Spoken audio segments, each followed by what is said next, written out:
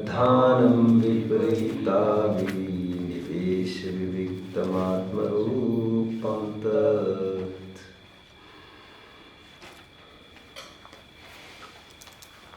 मोक्षार्थियों, वस्तुओं का संयोग हमारे होने का प्रतीक नहीं है। आई मीन टू से, वस्तुओं का साथ होने मात्र से वस्तुएं हमारी होती नहीं है। एक, वस्तुएं साथ में होने से वस्तुओं में अपनत्व होना जरूरी भी नहीं है। दो,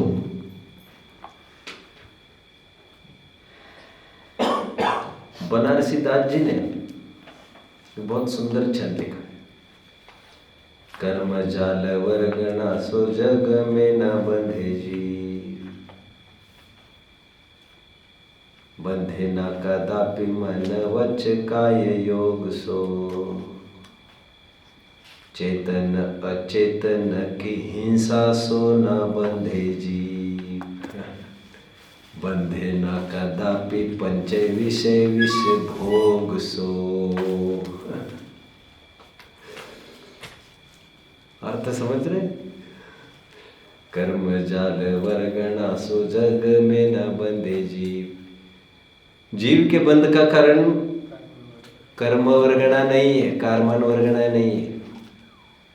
चेतन बंधे न कदापि मन वच काय योग सो, मन वचन और काय के योग से जीव को बंध नहीं होता। चेतन अचेतन की हिंसा सो न बंधे जीव, चेतन और अचेतन की हिंसा से भी जीव को बंध नहीं होता। बंधे न कदापि पंच विषय विषय भोग सो, पांच इंद्रियों में विषयों की प्रवृत्ति भी बंध में कारण नहीं है। कितना अटपटा ये, कितना अटपटा छंद है ये। कर्म से अबंध सिद्ध, जोग से अबंध सिद्ध।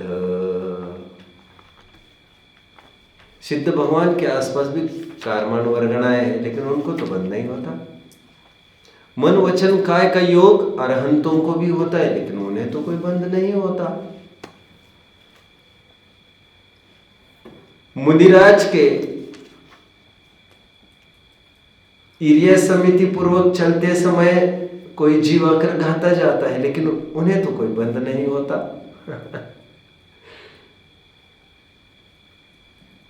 कर्म सो अबंध सिद्ध, योग सो अबंध जिन, हिंसा सो अबंध साधु, ज्ञाता विषय भोग सो। और ज्ञातों को विषयों में प्रवृत्ति करने से भोगने बंध नहीं होता। कैसा छंद है ये। बंधे न कदापि पंच विषय विषय भोग सो, बंधे एक रागादि अशुद्ध उपयोग सो। जीव को बंध का कारण एकमात्र अशुद्ध उपयोग है, उसके विषयों के प्रति अटैचमेंट है। और वस्तुओं का साथ होना मात्र अटैचमेंट का भी द्योतक नहीं है।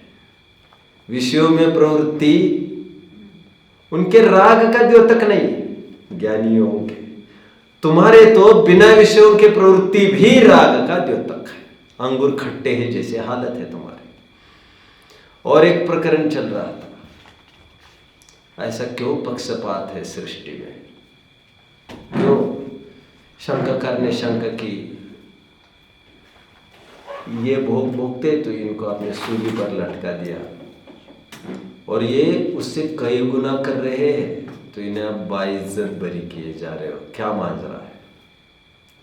जो जग में विचरे मतिमंद, सुछंद सदा वर्ते बुध तैसो, चंचल चित्त असंजित वैन, शरीर स्नेह यथावत जैसो, भोग संजोग परिग्रह संग्रह, पूछत शिष्य आचार्य सो यह, सम्यकवंत निराश्रव कैसो। कितनी तकलीफ हो रही है, कितना डाउट हो रहा है, समस्या कितनी हो रही है समझने वाले को। वो ये कह रहे भोग भी भोग रहे, भोग संजोग परिग्रह संग्रह सब कुछ है इनके पास। पूछत शिष्य आचार्य जिसो यह, सम्यक वंत निराश्रव कैसो। अर्जी लगाई है इसने, मुझे बरी करो ये नहीं, उसे पकड़ो यार। ज्ञानीजन आचार्य उत्तर देते हैं, या तय आश्रव या तय ताहि आश्रव इनके इन सब कारणों के कारण ज्ञानियों को आश्रव नहीं कहते। अंत के लाइन, मुद्धता सो न्यारे भय शुद्धता समेत है। क्या कह रहे हैं? मुद्धता से न्यारे भय, शुद्धता समेत है, मूढ़ता नहीं है उनमें, लिपटते नहीं है। संयोग होने से वस्तु अपनी होती नहीं, लेकिन संयोग होना मात्र हमारे अपनत्व का भी परिचायक नहीं है सदा का। हमारे गांव में बच्चों, जब I think I was in 10th, हमारे ही महावीर पथ पर, उस रोड का भी नाम महावीर पथ ही था, आज भी हम वही खड़े हैं महावीर पथ पर। तो विमुख सन्मुख शंकरलाल एंड कंपनी नाम की बहुत बड़ी फर्म थी, खूब चलती थी दुकान। और मुझे याद आता है रुतबा उस आदमी का जो बैठता था, पैसा कब लाओगे, पिछला कितना बकाया है इनका, रोको मार, जाओ पहले पैसा लेके आओ, और सुन पैसा नहीं आएगा तो 2 आदमी भेजूंगा शाम को, घर पर जो दिखेंगे वो उठा के लेके आएंगे साहब, और जरूरत पड़ी तो तुम्हें भी उठा के लेके आएंगे, जाओ शाम तक पैसे का इंतजाम करो। कभी उसको रुतबा 20 रुपये दिखता था, साहब थोड़ा पैसा कम कर लो, सेठ जी थोड़ा पैसा कम कर लो, साहब क्या का सेठ जी थोड़ा पैसा कम कर लो, 1 रुपया कम नहीं होगा, लेना हो तो लो, 10 जगह पूछ के आना, A1 क्वालिटी का माल है। बहुत कड़काई से व्यवहार होता था उसका, और खूब धमाधम लाइन लगती थी। हमने उन्हें 10 साल अपने सामने देखा बिजनेस करते हुए। One fine morning he started winding his shop. एक दिन सुबह सुबह वो दुकान को समेटने लग गया, हमेशा के लिए, सब सामान गाड़ी वगैरह। तो माजरा क्या इतनी भीड़ हो गई? तो उस दिन पता चला दिवालिया घोषित हो गया है मालिक, और सब प्रॉपर्टीज सीज की जा रही है। उस दिन पता चला ये आदमी जो बैठता है यहाँ पर, शंकरलाल एंड कंपनी फर्म का मालिक नहीं है, ये तो मुनीम है। आज तक किसी को भी पता नहीं चला ये मालिक है कि मुनीम है। और ऐसी 12 फर्म्स चलती थी उसकी पूरे स्टेट में, शंकरलाल एंड कंपनी की। उसका रुतबा पूरा मालिक जैसा, 1 रुपया नहीं छोड़ूंगा। ग्राहक के लिए पूरा एंटरटेन भी करता था, एक एक ग्राहक को खड़े रहकर एड्स भी करता था, जहां पर जरूरत हो बहुत एंटरटेन करता था, भोजन पान भी नहीं करता था। लेकिन हमें उस दिन पता चला यार ये मालिक नहीं है यहाँ का, ये मुनीम है, मुनीम नौकर है। उसका रुतबा देखते बनता था किसी मालिक से करने का। आज तक वो कभी ये नहीं कहता पाया गया पैसा नहीं दोगे तो मालिक से बात कर लूंगा मैं, फिर मालिक को बताऊंगा, नहीं। इतना मात्र भी वो बोलता ना तो मजाक किरकिरा हो जाता धंधे का। तो लोग ये समझ जाते ये मालिक नहीं है, तो लोग ये कहते कि इसे मैनेज किया जा सकता है। मुनीम वही है सच्चा जो भाषा पूरी मालिक की करे। आपको आखिर तक ये नहीं पता चले कि ये मालिक नहीं है, लॉस हुआ तो वो हाय हाय करता है, मुनाफा हुआ तो वो उछलता है, और उसको कुछ जेब में आता न जाता। दिवालिया फूका मालिक ने, इसको पे बराबर मिल रहा है, आज भी मिल रहा है, शायद अंदर बैठेगा तब भी पे जारी होगा, क्योंकि बाहर कौन निकालेगा उसको, और दुगनी बढ़ा देंगे। भाषा पूरी मालिक की करता है, रुतबा उसका देखते बनता है, और उसको कोई मुनीम बनाता ही नहीं है। जो ये कहते मैं मालिक को पूछता हूं, मालिक उसको मुनीम बनाता ही नहीं है। मुनीम में बोली भाषा पूरी मालिक की चाहिए, इतना एकत्व और इंटैक्ट चाहिए वो। लेकिन मुनीम भी उस संपत्ति को अपनी नहीं मानता, नहीं तो अन्याय हो जाएगा, चोर हो जाएगा सिद्ध। और तद्विपरीत अज्ञानी, जो संपत्ति हमारे पास भी नहीं है और उनके पास है, उसकी तरफ भी ललचाए, और वो चाहता है वो संपत्ति भी मेरी, मेरा तो मेरा, पराया महल अपना, राम नाम जपना। एक राजा पहुंचा महाराज के पास, एक राजा पहुंचा महाराजा के पास जंगल में। दुनिया की नजर में उसके पास खूब ऐश्वर्य था, कुछ काफी विभूतियां थी। गया, महाराज के सामने मुकुट धर दिया नीचे, अपना कपाल नीचे रखकर टिका रहा बहुत देर। जब महाराज के वचन आए कि बोलो बेटा क्या चाहते हो, उनके लिए तो बेटा ही रहा हूं ना, मैं बहुत तंग आ गया हूं, बोले इस राज्य को संभालने से, ये सब संपत्ति ये सब नहीं संभाल सकता, ये सब बहुत दिमाग में कीड़े पड़ रहे हैं।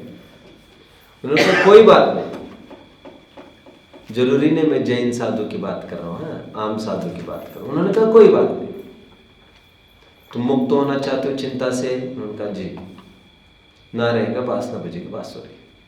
अब मुझे ये चिंता है, बोले इसका क्या होगा, मुझे तो ये नहीं चाहिए बात तय। कि इसकी फिक्र मत करो तुम, ये सब संपत्ति ये मेरी हाथ से।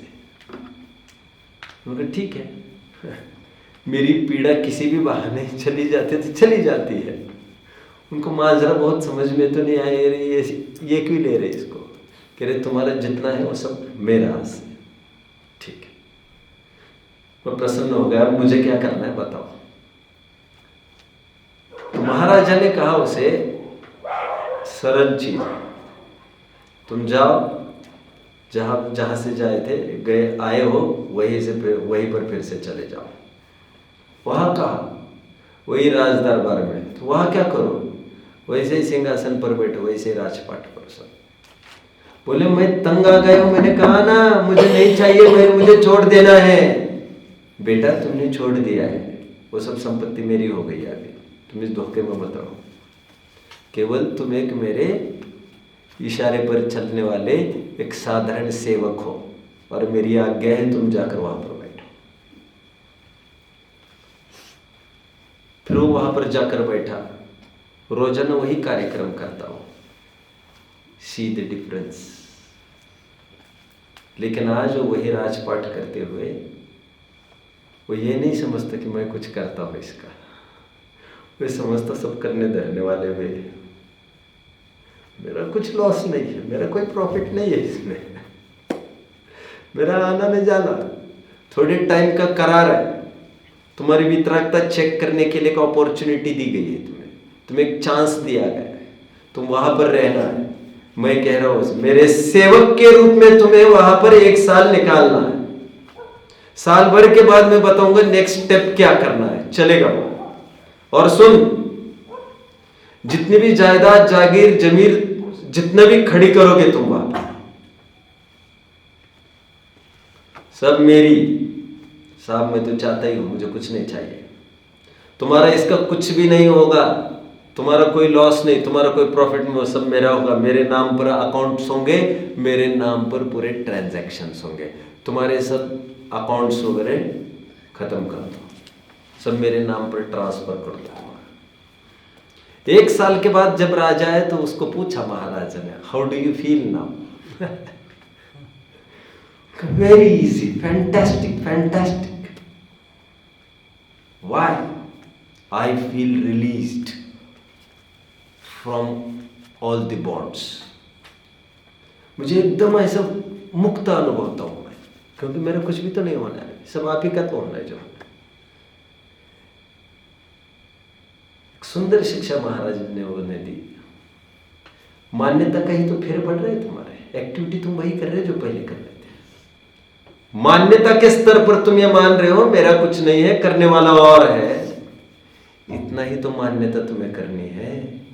माथे पर बाहर क्यों पाल रहे हो? बात मेरी क्या है इसमें? करने वाला, धरने वाला स्वतंत्र योग्यता है, पुण्य पाप की विचित्रताएं है। और जो ऐसी पुण्य पाप की विचित्रताएं देखता है, आने जाने को देखता है, सहज योग्यताओं को देखता है, उसे कुछ भी आश्चर्य नहीं लगता कि भरत जी राजवैभव में रहते हुए किस प्रकार वैरागी रहते होंगे, किस प्रकार अनटच्ड रहते होंगे। एक प्रसिद्ध घटना आपने सुनी होगी, किसी ने आक्षेप किया, यार ये तो मस्त है यार, ये राजा है, इनके इच्छा ही नहीं है काय के सम्यक दृष्टि। अभी तो लेखकों ने गढ़ दी है ये कहानियां, मुझे इन कहानियों में बहुत इंटरेस्ट नहीं है। ऐसे खिड़की के बाहर बैठकर कौन बोलेगा साहब ये काय के सम्यक दृष्टि शब्दों का प्रयोग कौन करता होगा यार। ठीक है, अब जो भी कुछ। तो भरत जी ने उन्हें राज दरबार में बुलाया और क्या किया, तेल का भरा कटोरा उसके हाथ में दे दिया और कहा जाओ पूरे वैभव को देखाओ, लेकिन ध्यान रखना गर्दन यहाँ वहाँ हो जाए तो गर्दन छट जाएगी तुम्हारी, तेल यहाँ वहाँ हो जाए तो देख लेना गर्दन छट जाएगी। घूम के आने के बाद उसे इतना ही पूछा क्यों, क्या क्या देखा? तो उसने कहा कुछ देख कहाँ पाया मैं, वही तेल की तरफ तो ध्यान था। आंखें तो जब यहाँ पर बाहर कैसे लग सकते, बात आंखों की नहीं है, बात उपयोग की है हमारे। इस प्रकार बाहर की एक्टिविटीज ज्ञानी करता रहता है, लेकिन बाहर की कोई भी एक्टिविटीज मैं कर रहा हूँ, मेरे से होती है, मेरे अधीन है, ऐसा कुछ नहीं मानता। शरीर का एक एक पुर्जा अपनी स्वतंत्र योग्यता से परिणमन कर रहा है। पुण्य पाप की विचित्रता है, आना जाना, सहयोगों का मिलना बिछुड़ना सब उनके अपने स्वाधीन है, इतना मानकर चलता है। 7 तत्व संबंधी भूल का प्रकरण है, मिथ्यात्व की कैसी परिणति होती है हम बात कर रहे हैं, और अपने सुख दुख का आधार किस प्रकार बाह्य संयोगों को मानता है उसकी बात चल रही थी। मैं ये चाहता हूँ ये प्रारंभिक 6 लाइन्स हम एक बार पढ़ लें। चेतन को है उपयोग रूप भिन्न मूरत चिन्ह मूरत अनु उद्गल नव धर्म अधर्म काल इनते न्यारी है जीव चान ताको न जान विपरीत मान करि करे देह में निज पिछान। मैं सुखी दुखी मैं रंग राव मेरे धन ग्रह गोधन प्रभाव मेरे सुततिय में सबल दीन बेरूप सुभग मूरख प्रवीण तन उपजत अपनी उपज जान तन नशत आपको नाश मान। यहाँ तक की लाइन्स सभी जीव अजीव तत्व संबंधी भूल कॉमन आप छंदाधार के रूप में वहां पर लिखेंगे टेबल में। कॉमन है जीव तत्व संबंधी भूल की पर्टिकुलर लाइन और अजीव तत्व संबंधी भूल की पर्टिकुलर लाइन, ऐसा लिखा नहीं जा सकेगा, बहुत दावपेच खेलनी पड़ेगी। अब थोड़ी देर के लिए आप इन पूरे प्रकरण को ताको न जान से लेकर नाशमान तक जीव अजीव तत्व संबंधी भूल के आधारभूत पंक्तियों के रूप में इसे वहां पर नोट करना है आपको। स्पष्टीकरण हम काफी कर चुके थे। मूर्ख प्रवीण रहा था शायद, मेरे सुततिय मैं सबल दीन बेरूप सुभग मूर्ख प्रवीण। इस चमड़ी की सुंदरता को अपनी सुंदरता मानने वाले, मुझे याद आता है बच्चों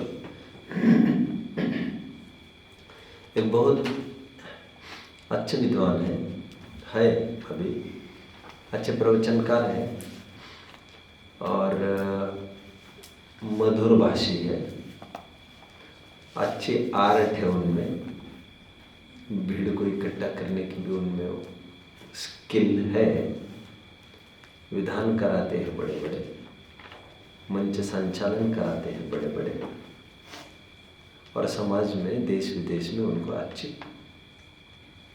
मांग है उनकी। अब एक दिन की बात है, मुझे याद आता है, उनको अचानक उनका गला काम करना वर्क कर गया। यही एज होनी चाहिए उनकी, लगभग 47-48। आवाज ही बंद हो गई, बंद। अचानक मुझे बोलना नहीं है। हाँ, अभी की बहुत ताजी घटना है। इतनी आकुल था, इतने डॉक्टर्स इतने आकुल थे, उनको एक ही लगा बार बार, अरे इससे तो मेरी मान प्रतिष्ठा है। मतलब हम धीरे धीरे किस प्रकार उसके विक्टिम होते हैं, हमें पता ही नहीं चल रहा है। हम समझ रहे थे इसके जरिए हम समाज को गुलाम बना रहे, लेकिन हम समझ ही नहीं पाए इसकी हम गुलामी कर रहे हैं।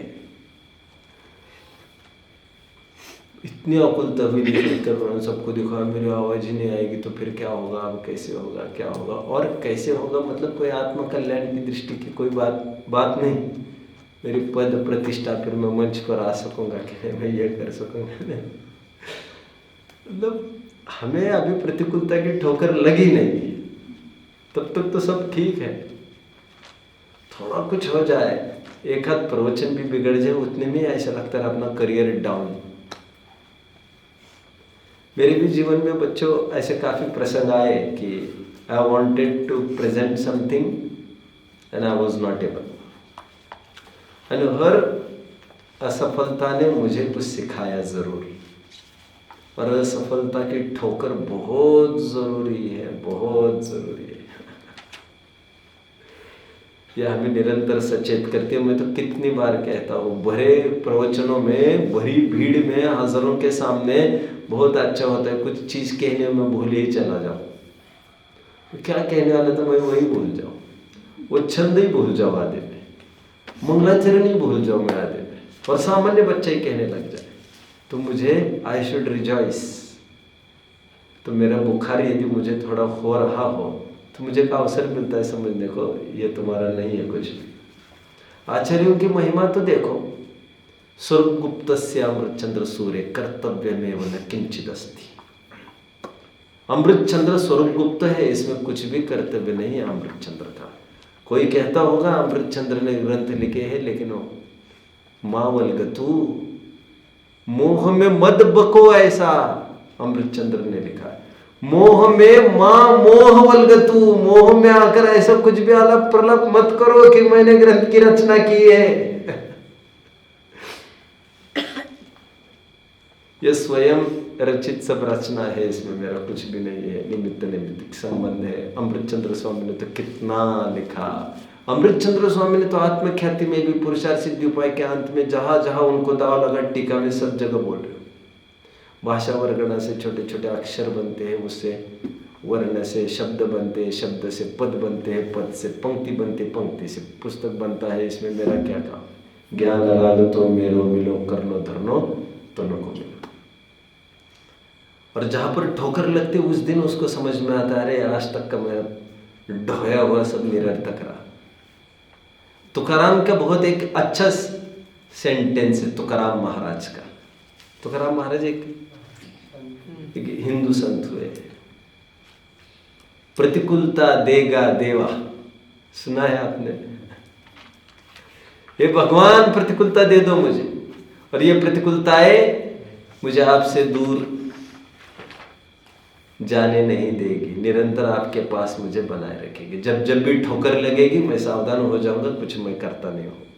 और आए दिन दिल में हमारे मन अनुसार सब कुछ होता है, ऐसा तो नहीं होता है। हमें लगता है क्या यार, ये क्या बात है। और ये प्रतिकूलता आना बहुत जरूरी है। तो जो लोग चाहते प्रतिकूलताएं नहीं है आए हमारे जीवन में, वैसे वस्तु स्वरूप ये कहता है कि प्रतिकूलताएं तो आती रहती है, वैसे असातव यज्ञ का उदय ठेठ तेरे गुण स्थान तक है, अरहंत अवस्था तक आप मुनि भी बन जाएंगे, वहां पर भी उपसर्ग भयानक होंगे आप। तो ऐसा कुछ कंडीशनड नहीं होता कुछ भी, आपको तो इतना ही तय करना चाहिए, बाह्य स्थिति परिस्थिति कुछ भी हो उसके बीच में मैं मेरा मन निश्चिंत और निश्चल कैसे रख सकूं। हम हमारी स्थितियां हमारे हाथ में ना, बाहर की स्थिति की हम गारंटी कैसे दे दें? परिणाम सुधरना की हम गारंटी दे सकते हैं, अपने बाहर की गारंटी हम कैसे दे दें? तो मैं कह रहा हूं हम आपके बच्चे का ध्यान रखेंगे आखिर तक, हम ये कहता हूं हम आखिर तक इसका ध्यान रखेंगे, संस्थान का ध्यान रखेंगे, कैसे कैसे कहें इसको, इन बातों को कैसे कहें? शरीर का ध्यान रख सकते हैं, ऐसा भी नहीं कह सकते, कुछ भी नहीं कह सकते। हम अपने परिणामों के मालिक हैं और परिणामों का हम गारंटी दे सकते हैं, और उसी के लिए सब उपाय हम करते रहते हैं। ठीक है। बेरूप सुभग मूर्ख प्रवीण, तो मुझे सहजता में याद आया बच्चों, बहुत नामी विद्वान है, नाम लेने का बहुत कोई पॉइंट नहीं है, वैसे मेरे नज़दीकी ही है काफ़ी तो बड़ी विचित्रता देखने भाई हम लोगों ने समझाया उनको, अरे क्या कर रहे हो तुम, हमारी आजीविका ये थोड़ी है, हमारी आजीविका, हमारा जीवन इससे चलेगा क्या? ये तो ठीक है, पुण्य जितना बरसा सकता था बरसा लिया, लेकिन बरसते हुए पुण्य में जो ललचाता है, जो उसमें अपना तो मानता है, अपने पद स्टेटस मानता है, और अच्छों की पोजीशन कोलैप्स होते देखे जाते हैं। आपने सुना होगा, आडवाणी का नाम सुनते हैं आप? I think is alive, no more Advani, okay. Vajpayee तो कब के चले गए, लेकिन वे जब तक भी थे, जाने के पहले 2-5 साल भी रहे, तो चू भी कहीं आई अखबार में, Manohar Joshi is he alive? हाँ, और कोई खबर भी सुनने में है ना? अभी तक कोई कह रहा था ये सीरियस, तब मुझे पता चला ये नाम का कोई भी आदमी था। हाँ, फिर कोई काम होना तो let I talk to him बोले, he is ex CM of Maharashtra. तो बोले बट फिर वो मेरे सामने फोन चल रहा था, तो बोला ओ ही इज इन ICU। वो अच्छा 1 महीने बात नहीं कर पाए, वो होश में नहीं आए। ओके बोले, जब होश में आए तो बताना, हम हमारा काम करना है, अभी इसको काम करना है इसको। मैं कह रहा हूँ लोगों को पता ही नहीं 10-10 साल ये जिंदा भी है कि गए, जिनका कैसा रुतबा चलता था, जिनके नाम से सब कांपते थे। मुझे याद आता है जब वाजपेयी, आई थिंक जब वाजपेयी एक इलेक्शन मतलब हार गए, जब उनका PM पद चला गया, तो विदेश में गए थे, वहाँ से उनकी इंटरव्यू थी, तो he was feeling very relaxed. आज कह रहे मैं बहुत फ्री एक्सपीरियंस कर रहा हूँ, but that is not the way to feel relaxed really. आपको पद जाने की राह नहीं देखना चाहिए, आपको पद के रहते हुए इतना जिसको करने आया उससे पद छीने नहीं जा सकते, वे पद बहाल करके चले जाते हैं। दूसरों को छीनना पड़े तो फिर क्या बात रही उसमें।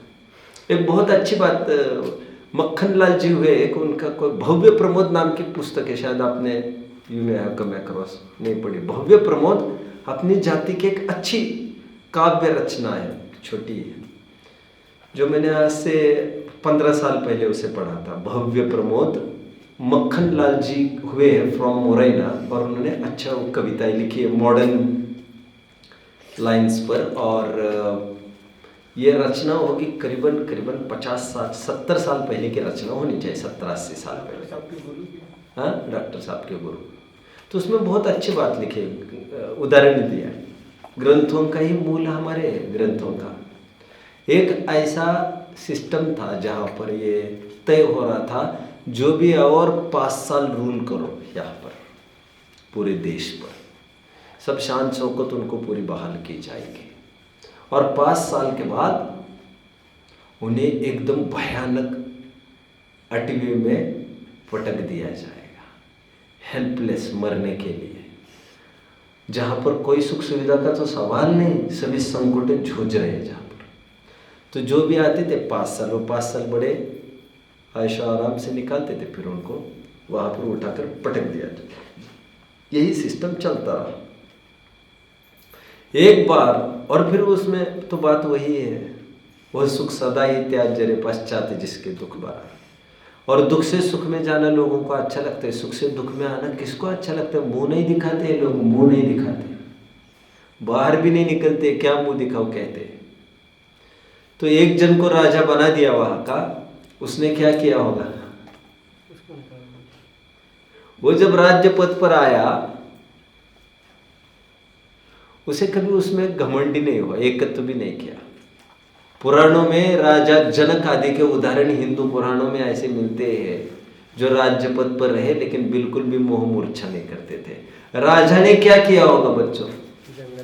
राजा ने जिस भयानक आठवीं में पटका जाता था उस लोकेशन को ट्रेस किया। मंत्रियों को कहा जाओ ट्रेस करो, कहा आखिर पटका कहा जाता है, ऐसी कौन सी भयानक जगह तुम देख करता हो। पूरे 5 साल में से कोरे 2 साल उन्होंने जगह ट्रेस करने में लगाए। अच्छा, इसे भयानक आठवीं कहते हैं। बोले ये तो है तो बड़ी भयानक, बोले इसमें तो कोई शक भी नहीं है। बोले काम करो, 3 साल पूरी सेना को ये कहा जो भी मेरी सेवा करते हो रात दिन, हटो यहां से सभी जन, मुझे मेरा काम करने दो, और तुम लोग सब जुट जाओ वहां पर, और वहां पर A1 मेरे लिए राजमहल तैयार करो। 3 साल में बनकर रेडी। अब जब पटकने की नौबत आई, why should he feel sad? अब देख रहे उसके चेहरे पर शिकन ही नहीं, वो तो प्रतीक्षा कर रहे मुझे कब भेजा जा रहा है। हम तैयारी किए भाई, परीक्षा है, हड़बड़ाते क्यों? सब तैयारी किए हम समझ में आता है। और जो तैयारी नहीं करते कितना हड़बड़ा जाता है वो एग्जाम, और उनके लिए तो अंतिम महीना ही उनके लिए सब कुछ है, और उसमें बीमार क्या पड़ जाए फिर तो क्या बात है फिर।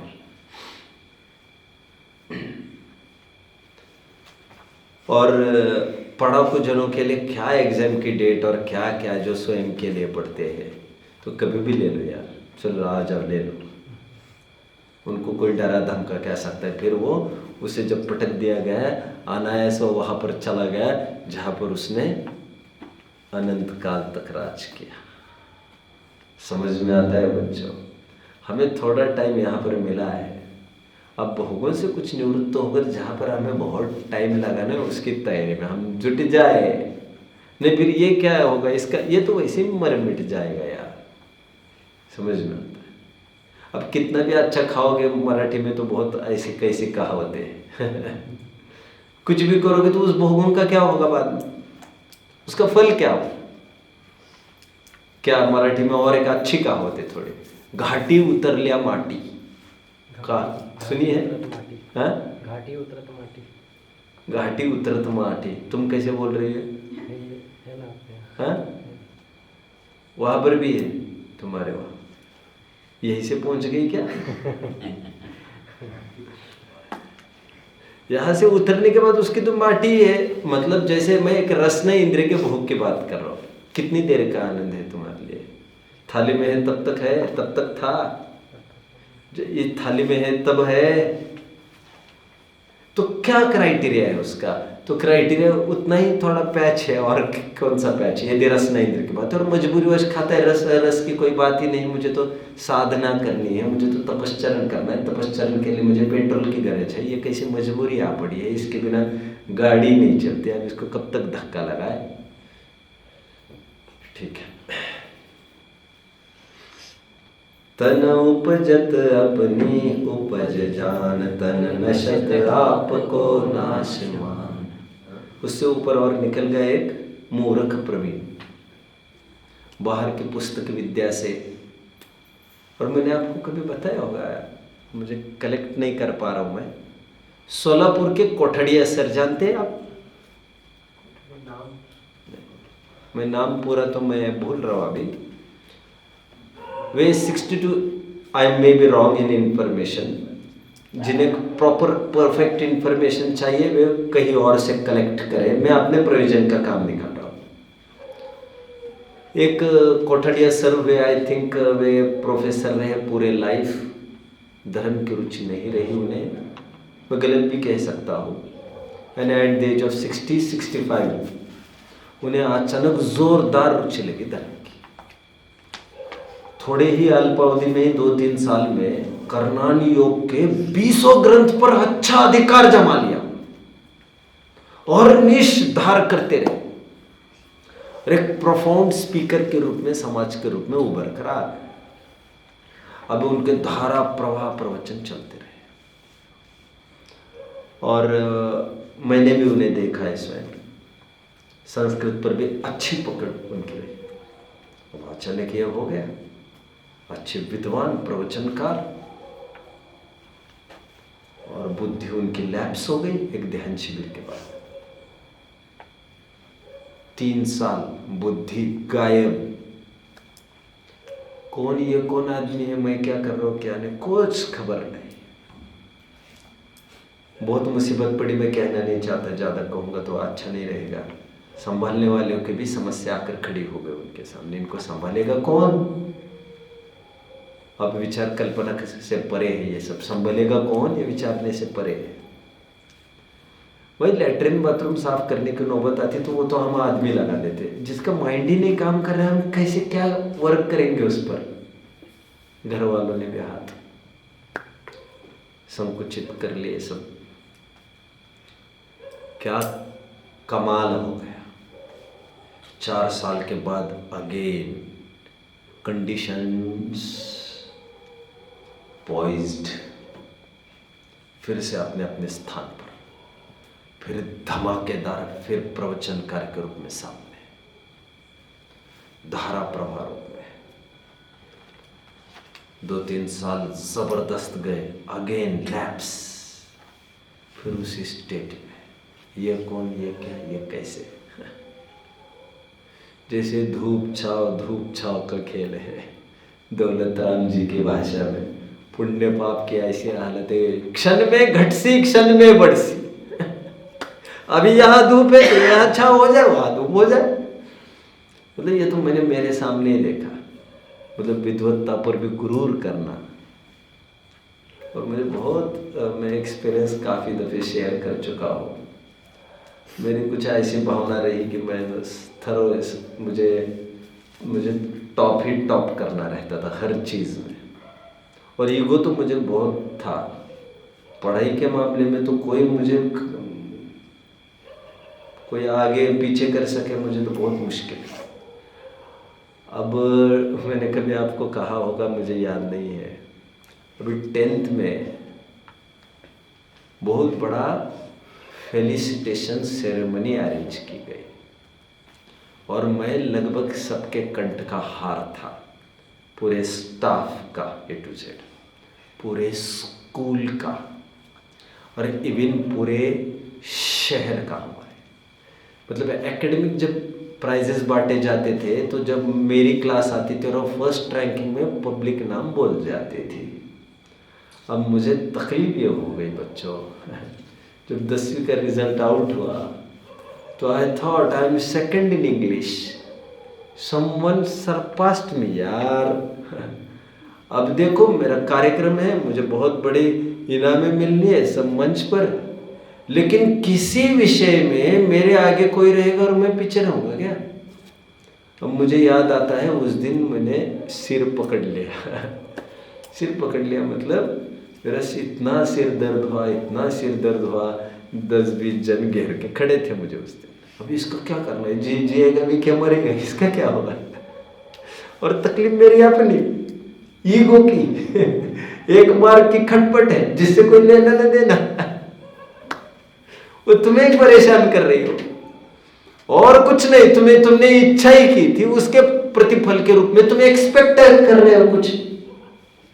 तो बाहर की विद्वत्ता है, बाहर की। अब जानते ना ये who was that person, Bill Gates ना, जिसे नहीं, he was not Bill Gates, who was the maker of Apple iPhone, Steve jobs. I think उसे किसी स्कूल में एडमिशन नहीं मिली, कॉलेज भी उसका कैसे हुआ नहीं है कह रहे, कोई उसका ठिकाना नहीं। अरे अपने आइंस्टाइन, अल्बर्ट आइंस्टाइन 7-8 साल तक कह रही इज अनफिट, उसकी बुद्धि नहीं है यार, ये सब पढ़ ही नहीं सकता ये, तुम काय के लिए ला रहे बार बार यहाँ पर। अब्राहम लिंकन 6वीं तक पढ़े ऐसा बोल रहे, I am not very sure, but जहां तक मैंने पढ़ा है अब्राहम लिंकन इतना गरीब आदमी रहा, इतना गरीब आदमी रहा है कि जहाँ चूल्हे की रसोई बनती थी, चूल्हे में से जो छोटे छोटे कोयले के कण नीचे गिरते थे उसको लिख लिख कर और दीवारों को, वो फर्श को अपनी स्लेट बना बना कर पढ़ पढ़ कर खड़े हो गए थे राष्ट्राध्यक्ष 16th प्रेसिडेंट ऑफ यूएस। इसको कहते हैं साधना, साधनों की मोहताज नहीं होती, जिसे आगे बढ़ना है वो तो साधनों की फिक्र नहीं करता, साधन जुट जाते हैं वहाँ। Anyway, मतलब अभी तो मुझे ये कहना है बाहर की स्थिति परिस्थिति कितनी पलटा खा जाती है। सर सेठ हुकमचंद नाम सुना होगा, इतना नामी आदमी, इतना पैसे वाला आदमी, अभी यो कहो हजारों चांदी सोने के सेट्स भोजन के अंग्रेज उनके यहाँ से ले जाते थे। अभी कोई बाहर से कोई आदमी आने वाला है भोजन कराने, सब 200 सेट चाहिए सोने के, आ गया इतनी फैक्ट्री का मालिक। और क्या पढ़ा लिखा था, सिग्नेचर करने नहीं आता था उसको तो मुश्किल से उसका सिग्नेचर उसने सीख लिया किसी से, सर ह क म च द, ना चंद भी, चंद बस खत्म, बिंदी बिंदी कुछ नहीं, और हुक्म भी नहीं, हु भी नहीं, ह कुछ नहीं, उतना ही सीख लिया था ह क म च द। सिग्नेचर भी नहीं आती थी आदमी को, और लक्ष्मी झूमती थी, झाड़ू लगाती थी घर में। क्या इसका लेना देना, आदमी किसके साथ, मतलब मूल रीजन हमारा पुण्य है, पुण्य। अब तुम समझते बुद्धि से होगा, तुम समझते चापलूसी से होगा, तुम समझते बहुत मेहनत करने से होगा, कुछ नहीं है। और मेरा ये कब तक चलेगा, ये मूर्ख प्रवीण में भी समझना चाहिए। बाहर के पुस्तकों के आधार से अर्जित किया पांडित्य वगैरह बेकार है। तन उपजत अपने उपज जान, तन नशत आपको नाशमान, इस देह के होने में ही अपने एग्जिस्टेंस मानना। और उसका एक सिंपल रीजन है बच्चों, मैं इसका अर्थ कर रहा हूँ, तन उपजत अपनी उपज जान और नशत आपको नाशमान। बस आज इतना ही पूरा करेंगे, फिर आगे का फिर देख लेंगे आगे। जीव जीतो तो संबंधी भूल कंप्लीट हो जाएगी हमारे इसके साथ। इसका रीजन ये है बच्चों, देखो हमारे सामने घर अलग होता देखने में आता है, हमारे सामने माँ बाप मरते देखने में आते हैं, हमारे सामने और भी भाई बिछुड़ते देखने में आते, बहन जाति देखने में आते, वो सब होता रहता है। धन आता है चला जाता है, नातेदार आते हैं चले जाते हैं। तो इन नाते रिश्तेदारों में परत्व भाषित होना सरल है। मैंने जीव पाठ में ये थोड़ा समझाया था, आपको याद आ रहा। बट शरीर एक ऐसा कंपेनियन है, शरीर एक ऐसा साथी है। सुबह से लेकर रात तक की बात नहीं कर रहा हूं मैं जन्म से लेकर मरण तक, अरे जन्म और मरण ही नाम उससे पड़ा है। तुमने जब से आंखें खोली है और वो संभाला है, तब से ये तुम्हारा साथी है, और आंखें बंद करने तक वो तुम्हारे साथ बना रहेगा। हमारे सामने 2 मिनट भी अलग होता तो हमें कुछ परीक्षण होता उसका कि अलग अलग है। तो इतना गाढ़ा अभ्यास इसको हो गया है, अब थोड़ा भी इसमें कुछ हो गया तो ऐसा लगता है मैं तो बीमार होना, लेकिन मैं बीमार होना। और 10-20 जन कह दे उसको बहुत दुबले हो गए, फिर बहुत दुबले हो गए, मरेगा ही वो तो मरेगा ही। किसी को मारना हो तो दूसरा कोई तरीका नहीं है। 20 जनों की एक टीम बनाओ और सबको तय करो उसको ये बेवकूफ़ बनाना है, लो भैया पैसा लो जिनको चाहिए, और वो देख लेना 20 जन में उसका काम हो जाएगा। समझ में आता है, अनादिकाल का मोह है ही परस्पर में यही आचर्य तो करते हैं। बहुत दुबले हो गए यार, बहुत दुबले हो गए, बहुत दुबले हो गए। And it is all about mindset. इसलिए अभी जो डॉक्टर्स का सेमिनार हुआ यूएस में बहुत बड़ा, उसमें 83% डॉक्टर्स ने कहा है आदमी दवाओं से ठीक नहीं होता, न बीमारी से मरता भी है, डिप्रेशन से मरता है और अपने विल पावर से बना रहता है, उसकी रिकवरी हो जाती है फटाफट। अब विल पावर मतलब क्या मैं ठीक होऊंगा की बात नहीं कर रहा हूं मैं। अरे क्या ये बीमारी क्या बिगाड़ लेगी हमारा? Positive positive, B positive. खैर, तो एक जन को पूछा बहुत बड़े नामी व्यक्ति को कि आप इतने स्वस्थ हैं, एट द एज ऑफ 92 आप इतने फिट हैं, आपके स्वास्थ्य का क्या रहस्य है? आपको कोई पूछेगा काका तो आप क्या कहेंगे? आपके स्वास्थ्य का क्या रहस्य है? कुछ हुआ नहीं, बीमारी भी है नहीं, वैसे समझ लेगा। आदमी कहता है मैं टाइम पर खाता हूँ, मैं टाइम पर उठता हूँ, मैं थोड़ा ध्यान भी देता हूँ। उनका सिंपल इतना ही उत्तर, भाई आयु कर्म आया ही नहीं मुझे लेने, तो आगे क्या प्रॉब्लम है उसमें? मतलब इसमें मेरा कंट्रीब्यूशन जीरो। मैं ये सोचूं मैं रोज स्विमिंग करता रहूँ, मैं ये सोचूं रोज मैं बैडमिंटन खेलता रहूँ, तो ये होगा? ये बेकार की बात है। सब जब तुम्हें उठाना है वो प्लेग्राउंड से आकर उठा सकता है। नहीं हो सकता क्या ऐसा? ठीक है, चलिए। तो ये जन्म से लेकर मरण तक का अभिन्न साथी जैसा शरीर, इसीलिए इसमें भिन्नता भाषित होना थोड़ा मुश्किल जाता है। तो बीवी बच्चों से भी लोग कहते भी, मैं हमेशा भी कहता हूँ प्रवचनों में, कहते भी पाए जाते हैं लड़कों को। आप लोगों ने देखा होगा, लड़का बहुत नौटंकी करने लगता है तो माँ बाप ये कहते हैं जा निकल जा, कोई ज़रूरत नहीं है, हम नौकर रख लेंगे। किसी ने सुना हो तो हाथ ऊपर करो। सुना मतलब आपके लिए, ऐसा नहीं। किसी ने सुना हो तो बताना बच्चों, ऐसे किसी ने किसी के बारे में बोला हो तो। नहीं सुना आप लोगों ने? ठीक है, अच्छा बंदोबस्त किया है। मिथ्यात्व का गाढ़ तो कहते आ रहे अच्छे माँ बाप। अरबपति थे हमारे सामने, एक दोषी डॉक्टर। दोष क्या होगा, अनादिकाल से करता ही आ रहा है, उसमें क्या बड़ी बात है। तो बच्चों, उनका 5-6 मंजिल हॉस्पिटल था और चारों बच्चे उनके डॉक्टर्स बन गए थे। एक्चुअली सभी सब संभालते थे, खूब होते थे। वन फाइन मॉर्निंग के पता चला कि सब प्रॉपर्टी वृद्धाश्रम को आदि को डोनेट करके स्वयं वृद्धाश्रम में भर्ती होने जा रहे हैं। तब पता चला क्या माजरा, फिर सब टाटा टूट, सब बातें सब। मुझे तो और एक बात कही है, बाद में कह देता हम तुमको एक पैसा नहीं देंगे, प्रॉपर्टी नहीं देंगे तुमको। बच्चों को अलग करता है, बीवियों को अलग करता है, सबको, और कहता है हम स्वाधीनता के प्रेमी हैं। क्या क्या मानता है जी?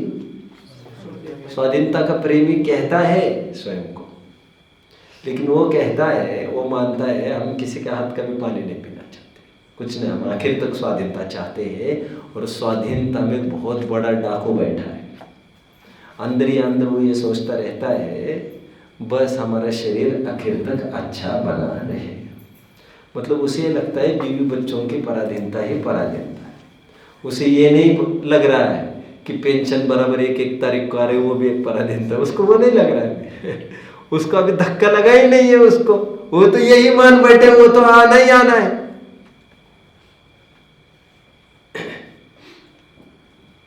बढ़िया हालतें खराब होती है, पद जाने पर और पुण्य बदलने पर तो सब हालतें बेकार होती है। अब्दुल कलाम को चिट्ठी आई थी घर पर गवर्नमेंट की तरफ से, आप विदेशी सैर अभी गवर्नमेंट के पैसे से नहीं कर पाएंगे, आपके खर्चे बढ़ रहे हैं। मैंने कभी बहुत टाइम पहले पढ़ा था। एक सीएम को उठाकर उनके जो क्वार्टर्स, जो उनको घर मिलते हैं, रेसिडेंस मिलता है उनको, बड़े बड़े लीडर्स को, उनको कह दिया आपका रूल खत्म हो गया, आप जाओ। आखिर वो नहीं टाइम पर हुआ, उनका सामान वामान सब बाहर पटक दिया गया। होंगे तुम किसी टाइम में सीएम, ये तब के दिन चले गए, अभी ये दिन है। तो ऐसा कोई बॉन्ड नहीं होता किसी का यहाँ पर। खैर मैं तो अभी ये कहना चाहता हूँ, बाहर की पराधीनता तो फिर भी पराधीनता मानता है आदमी, लेकिन वो मानता है ये शरीर अच्छा बना रहे। अब वो ये समझता ही नहीं है कि ये कितनी बड़ी पराधीनता है और इतना भिन्न गया हमारे खून में। हम तो ये लगता है हमको कुछ नहीं चाहिए, किसी के सहयोग की गरज नहीं। अब किसी के सहयोग की गरज नहीं कहते समय एक धीमी सी ध्वनि ये रहती है, हाथ पैर चलते रहे हमारे, आगे तक चलते रहे। कितनी बड़ी पराधीनता और कितना बड़ा मिथ्यात्व बनता है। ये शरीर सबसे नजदीकी साथी है, इसलिए जिसको शरीर से भेद विज्ञान करना है, जहाँ देह अपनी, फिर बाकी जनों से भेद विज्ञान करने की गरज क्या है? अपने आप ही हो जाता है। ठीक है, किसी को कोई डाउट बच्चों? द्रव्यलिंगी होते हैं नीरज, हाँ। उनको मतलब 11 अंग तक का ज्ञान होता है क्षयोक्षम ज्ञान। तो जो क्षयोक्षम ज्ञान है वह जो ज्ञान वो तो वो ज्ञानावरण के उदय के निमित्त से होता है। बोलो बोलो, मैं बात को पूरी करूंगा। तो बोलते जाओ। मैं कहना चाहता हूँ कि ये जो क्षयोक्षम ज्ञान है वो भी पराधीन है, पराधीन ही है। तो वो अजीव के इसमें आएगा क्या, मतलब इतना बाहर का ज्ञान है वो? देखो ऐसा है, पहली बात तो द्रव्यलिंगी मुनि को जो क्षयोक्षम हुआ है 11 अंक का, द्रव्यलिंगी मुनि यदि अभव्य हो तो उसे 11 अंक का पाठ्य हो सकता है, और यदि वो भव्य हो तो 11 अंक 9 पूर्व तक का पाठ्य हो सकता है। ये जो क्षयोक्षम उसे हुआ है वो ज्ञानावरण के उदय से नहीं, ज्ञानावरण के क्षयोक्षम से ही हुआ है। उदय से कैसे होगा क्षयोक्षम? ज्ञानावरण के क्षयोक्षम से हुआ है। अभी आप कह रहे ये बना रहेगा, जाएगा, क्या होगा, वो तो लैप्स खत्म हो जाएगा।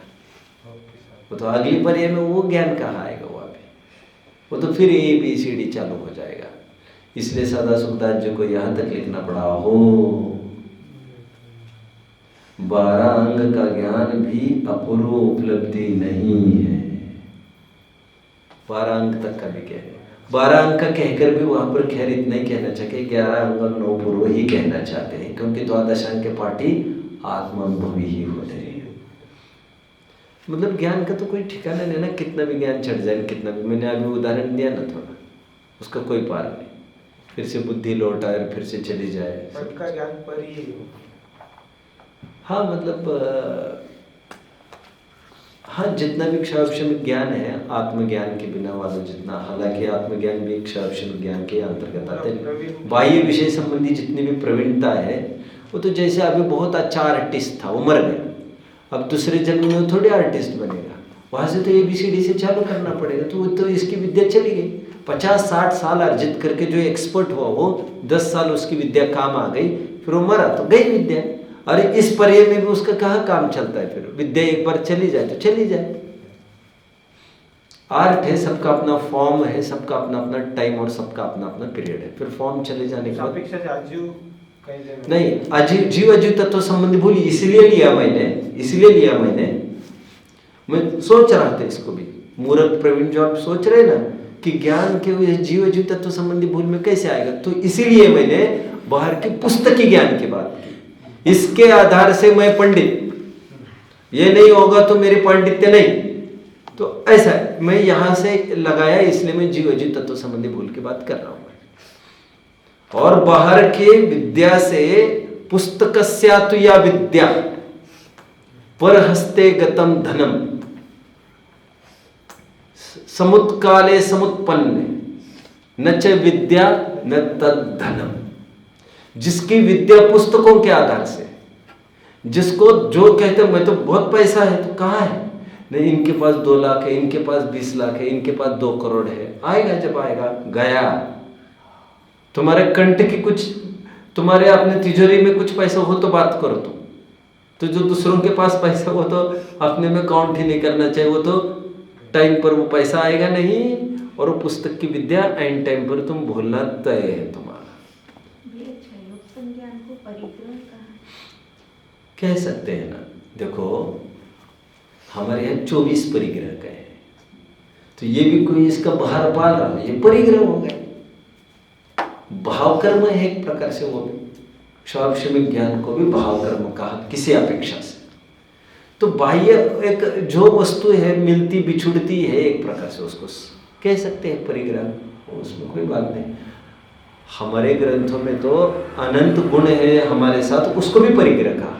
ऐसे भी मैंने प्रकरण देखे हैं ग्रंथों में आपने, तो परिग्रह मतलब उसको ग्रहण करने की बात है। वो तो जहाँ पर जो अर्थ करे इसमें लग सकता है उसमें, तो ऐसी बात है इसमें। तो बाहर की पुस्तक के आधार से ज्ञान की मैं बात कर रहा हूँ। गोपाल दास जी ने जब डिबेट चला जैनेतरों के साथ, तो जैनेतरों ने गोपाल दास जी को ये कहा हमारे ईश्वर ऐसा है, हमारे ईश्वर वैसे है।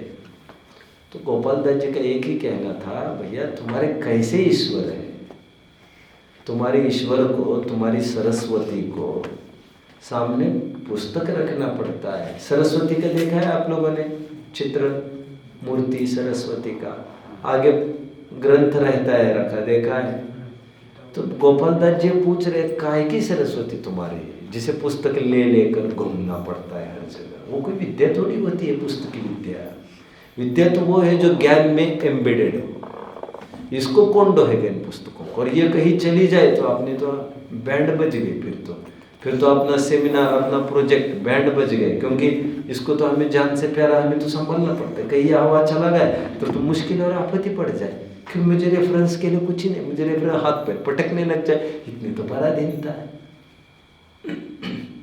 और जिनका नेचुरल फ्लो होता है, जिन्हें कुछ भी देखना नहीं है, जिनको कुछ, तो लोग कहते हैं इनका बढ़िया है, सब अंदर से निकलता है। अंदर से तो उनका निकलता है, और वैसे तो सबका ही अंदर से ही निकलता है, उसमें क्या है। और हमें रोजाना टच में रहना पड़ता है। रोजाना 7-8 घंटे पढ़ो तो 2-4 घंटे वो आ जाता है बोलने में। और कदाचित 10-20 साल नहीं भी पढ़ो तो पुरानी बैटरी चार्ज है, उससे भी काम निकलता रहता है। तो रोजाना वो आउटपुट चल रहा है, उससे भी बैटरी थोड़ी चार्ज होती रहती है। लेकिन टोटली उससे दूर रखोगे फिर कैसी बात चलेगी? ना वो गाथा याद है, हमें ना छंद याद है, ना कुछ याद है, गई वो विद्या खत्म। और इसीलिए पूज्यपाद स्वामी को आई थिंक नीति सूत्र है ये, अनाभ्यासे विषम विद्या। और अनाभ्यास करने से, उसका निरंतर उसको स्ट्रेस देते रहने से, जो आज तक की विद्या थी वो जहर का काम करती है। कह रहे जैसे बहुत टाइम की रखी वस्तु कभी कभी जहर का काम कर जाती है। तो कहते हैं अनाभ्यास से, इफ यू लीव रीडिंग, अब धीरे धीरे आपका अध्ययन कम करो, that will be poison for you. Why? क्योंकि पुराना ही तो पहले इतना अध्ययन किया तो उसके आखिर तो तुम्हारे जहां की तहां बरकरार है। थोड़ा तुम्हें प्रतिष्ठा भी आ गई, लेकिन अभी वो जहर का काम करे, तुम्हें मार डालेगी अभी। तो ऐसा है। तो ये उपचार के लिए कहा जाता है ज्यादा से ज्यादा समय हमारा अध्ययन करने में जाए, जनवानी में जाए, उपचार का कथन है। इसीलिए परमार्थ से ये कहा जाता है ज्ञानियों को शास्त्रों के अटक नहीं होती। तो इसके आधार से जो विद्या प्राप्त होती है परमार्थ विद्या है भी नहीं है। और मजबूरी ऐसी मान कर वो उसमें प्रवृत्ति करे तो प्रवृत्ति में कोई आपत्ति नहीं है। तो स्वयं का एनालिसिस, स्वयं का इवैल्यूएशन बाहर के ज्ञान से करना, उसे मिथ्या तो कहा जा रहा है वैसे।